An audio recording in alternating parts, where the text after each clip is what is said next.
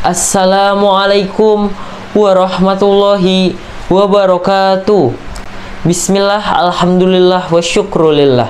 La haula wa la quwata illa billah. Asyhadu an la ilaha illallah wa asyhadu anna Muhammadan abduhu wa rasuluh.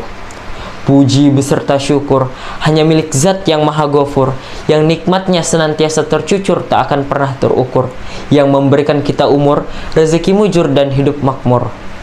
Salawat berbingkai salam senantiasa tercurah dan terlimpah kepada sang penghulu alam, Rasulullah Muhammad sallallahu alaihi wasallam, yang semoga syafaatnya selalu menaungi kita di yaumil akhir kelak.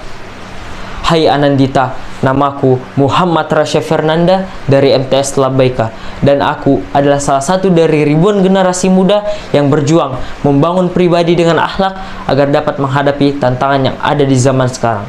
Berbicara tantangan, tentu tidak lepas dari para pemuda dan pemudi yang merupakan tonggak utama peradaban masa kini.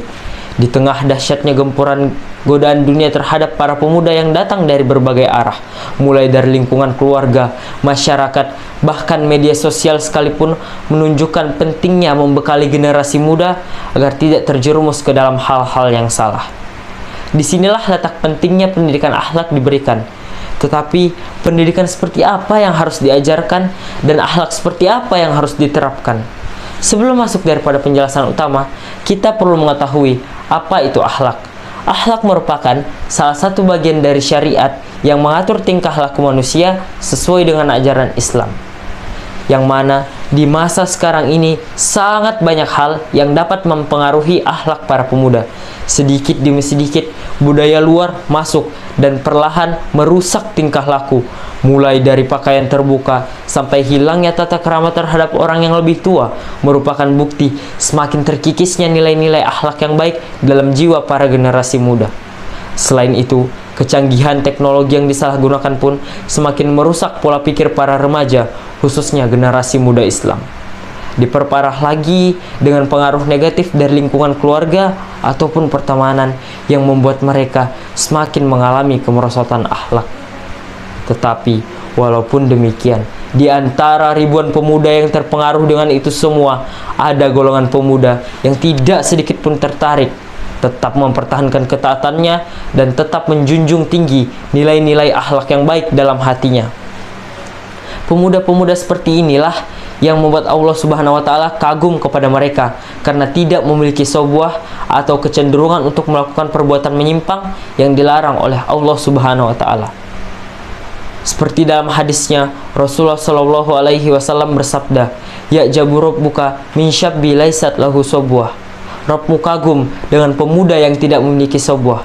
Oleh karena itu, pentingnya pendidikan akhlak diberikan dan diajarkan dalam kehidupan generasi muda zaman sekarang. Ibarat oase di tengah padang pasir yang tandus, sama halnya dengan pendidikan akhlak di zaman sekarang, menyegarkan bagi mereka yang memahami dan menerapkannya dalam keseharian. Untuk membangun pribadi disertai dengan akhlak yang baik, maka ada beberapa ikhtiar yang kiranya dapat kita lakukan, seperti memanfaatkan waktu luang, karena di waktu-waktu seperti inilah bisa bisikan syaitan dan godaan hawa nafsu semakin besar.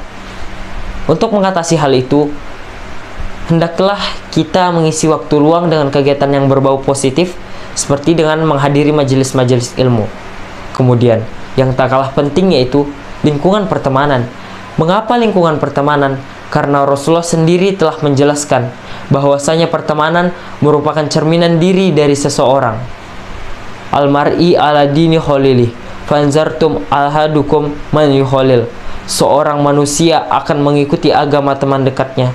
Hendaklah salah seorang darimu melihat siapa yang dijadikan teman dekatnya.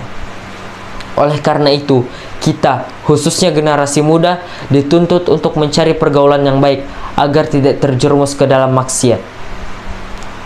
Setelah mengetahui langkah yang dapat dilakukan, maka tugas kita selanjutnya ialah menerapkannya dalam kehidupan sehari-hari.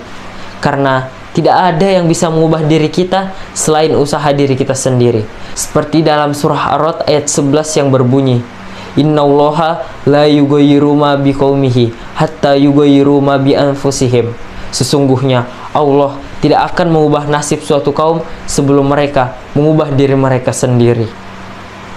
Setelah semua ikhtiar dilakukan, maka niatkanlah apa yang telah kita lakukan hanya karena Allah Subhanahu wa Ta'ala dan hanya untuk mengharap ridhonya, agar dapat mewujudkan pribadi pemuda yang berakhlak mulia di zaman sekarang. Akhir kata, mohon maaf apabila ada ucapan yang menggores hati. Saya ucapkan terima kasih dan semoga teman-teman semua dapat mengambil pembelajaran dari apa yang telah saya sampaikan. Kurang lebihnya mohon maaf. Wabillahi taufiq wal hidayah. Usikum wa nafsi bitaqwallah. Wassalamualaikum warahmatullahi wabarakatuh.